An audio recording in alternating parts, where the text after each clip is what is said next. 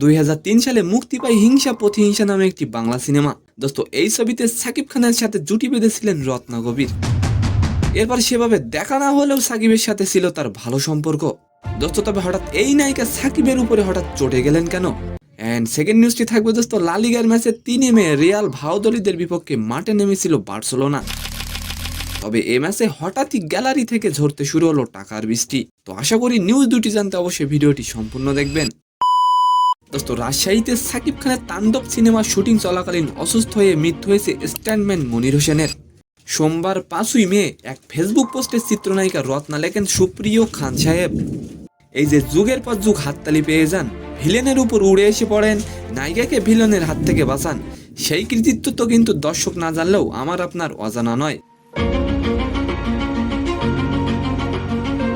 দোস্ত সাকিব খানের বরবাদ সিনেমা আপনি কি দেখেছেন? অবশ্যই কমেন্ট করে যাবেন।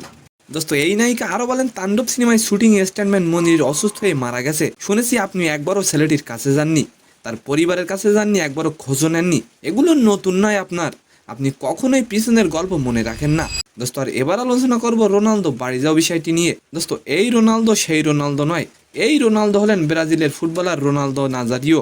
2018 সালে 3 কোটি ইউরোতে রিয়াল ভালোদিদের ক্লাবটির মালিকানা নিয়েছিলেন তিনি।